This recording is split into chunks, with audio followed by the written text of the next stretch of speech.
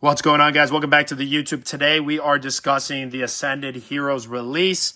Been super busy, obviously preparing for the release here. If you want to see another video where I just talk about some of the products that are releasing here at the end of February, we started to receive some shipments in. We got a little carried away and we're preparing with one of our suppliers. I'm not going to make a video every single time because it's just the same products over and over again. Just a quick snapshot: ETBs, EX10s, blisters, tin displays, things like that. So yeah, just gave an overall view here of some of the products that release. You know, not going to show all of our allocations or anything like that. But in today's video, I wanted to talk about kind of just the state of the market, what's going on, sit back, relax. So starting off, one thing I wanted to address, a lot of people are asking about, buying full factory sealed cases and why they usually go for a premium. You know, many of the times it's just because it's not tampered or anything like that. But even when we're opening from factory sealed cases, product could still get damaged. You know, when you're receiving by the pallet, it usually happens with pallets. It's been a few times where products will come damaged. But, you know, straight out of a case itself, the products could be damaged. And here's a good example right here. We opened up one of the cases. You can see we have some of ETBs, and all of them are pretty much all good, factory sealed, but one of them actually has a little rip right here. Now, you know, if you ask me, that's still a sealed ETB. It's just probably going to be best to open and actually enjoy the contents inside instead of keeping it sealed. But if you're an investor, I mean, that might turn you away from making a purchase. You might not consider that product like that as sealed. I'm not really sure. You know, we're at the point where it's a sealed product. All the contents are inside. We're gonna sell it as is. But what you're finding is the Pokemon Company right now, not counting specialty sets, but just it seems like the overall change in 2026 is that there's a greater concentration on them printing the ancillary and kind of like side products. So what do I mean by that? When a set releases, the bulk of booster packs that businesses receive is going to be found in booster boxes. But you're finding that the number of booster boxes is starting to go down. People's numbers really aren't going up. And this is kind of the case for a lot of business owners and store owners that we just talked to, is everybody is getting more of, you know, the side stuff. So ETBs for the upcoming Perfect Order. A lot of different store owners, people who are buying Pokemon and who have been buying Pokemon during the bad times, during the good times, they're finding that now you're getting more of these cheap products. And I think that's just an overall shift in the market where the Pokemon Company obviously has its limitations. It has its printing capacities. And right now they're just targeting products that are more accessible and also like findable in retail stores. You're not going to find booster boxes at a store like Target or Walmart, but you will find ETBs. So number of ETBs you're seeing is going up. Side products like this. I just opened one of this is the 2-pack blister. So this product was actually supposed to release at the end of January, but they pushed it back. I've seen a few different variations. So this is normally what the 2-pack blisters look like, but I've seen the check lane variant where it is basically like half and it's just 2 packs like on top of each other and then still the same promo, I think. But they did, I don't know if that's like a UK version. I think some people have reported seeing them in like a Walgreens or a CVS. I'm not really sure what that's all about, but you know, products like this 2-pack blister, a lot easier to get, you know, 20 of these in the hands of players, collectors, investors, whatever, you know, from retail stores than it is for everybody to get booster boxes or even ETB. So a lot of these side products, you're seeing that they're just making more of them, which isn't inherently a bad thing, but it's just kind of an observation I had. Here they released the Charizard tins. Same thing. I saw that the number of these went kind of way up. I mean, it's a really nice product. The tin is beautiful. Mega Charizard EX promo. You know, right now this might only be like a $1 or $2 card. Tops like $3.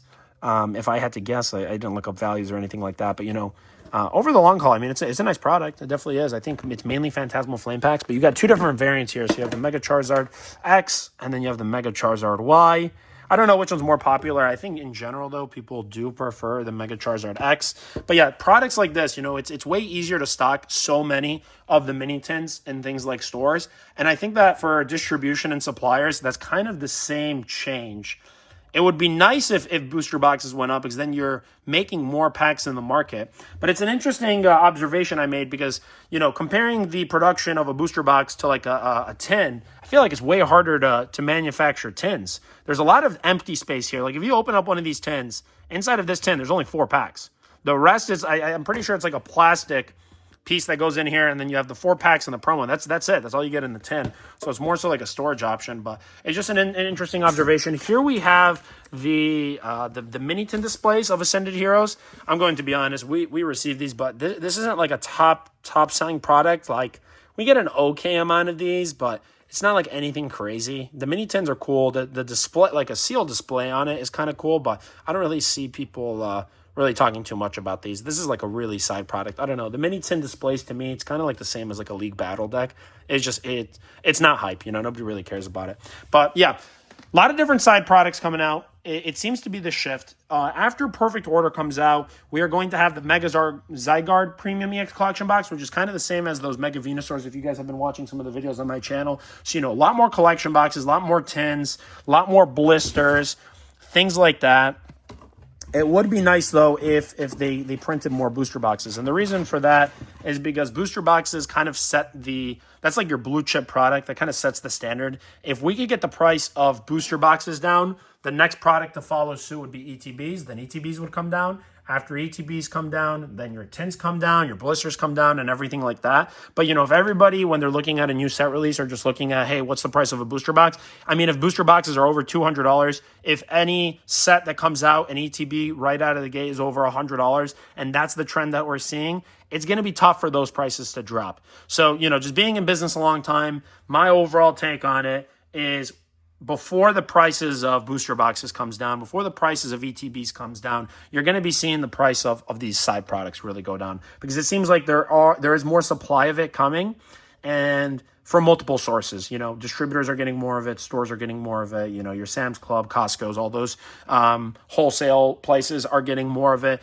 So on secondary markets, I think what you're going to find is that like these products, tins, collection boxes, displays, that stuff is going to, I guess, get closer to MSRP or like drop in value. The next to follow suit would be your ETBs, and the last would be booster boxes. In a perfect world, it would be best if the opposite happened, where booster boxes drop first, then the ETBs will quickly follow, and then the unwanted products. But it just doesn't seem like that's going to happen right now. The supply is slowly going up on ETBs, but then it's going down on booster boxes. So I'm not sure really what's going on. It's not a market we've ever experienced. It's a very crazy time we're in here in 2026, but at the end of the day, all the products are still selling. It's not like any of this stuff is sitting. Like, even if they're drastically increasing the supply of these products, I still want to make it like very well aware that, everybody's still buying this stuff. So the only really way for the market to shift is going to be mass increases in production. But then what's going to happen is, if they massively increase the supply, is there's not going to be any money to be made. So all of your, scalpers that are camping outside of stores at 3 a.m, like all that is going to go away, because when there's no money to be made, a lot of people are just going to leave the hobby. And that's when it's going to be a lot harder to, sell everything. Because right now the state we're in is we receive a massive shipment. Everything is sold same day. We're already preparing everything out, going for sale, sending it out to customers, etc. But when the market slows down, that's not going to happen. But in 2026, it is very, very unlikely for that to happen. That's what everybody wants. Everybody wants the market to crash. But, I mean, even these like less popular, desirable products, people are still buying them. So in 2026, it is extremely unlikely that we see a turn.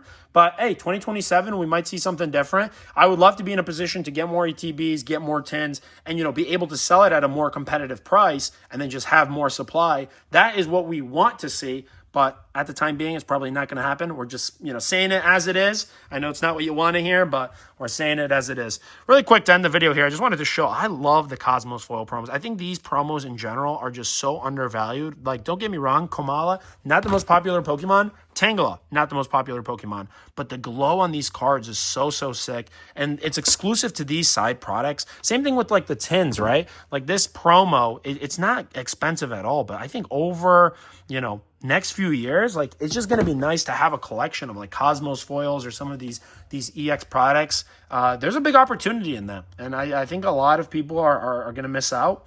It's a great opportunity to get them like right at release, because everybody's just focused on like the booster packs. You get a blister like this, nobody cares about the coin really.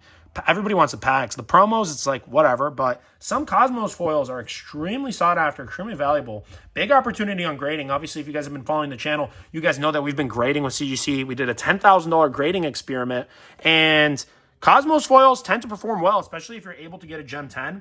You know, they don't, none of the promos are ever sleeved or anything like that. So you always have risks of the cards coming damaged. But like if you're buying by the case and you just have a ton of different blisters, like you only need to get one pristine and that will cover up the losses for any 8 or 9. You know, a lot of people have been commenting on some of the videos. They're like, hey, how are you making money on the 7s that you're receiving? You don't make money on the 7s as a business.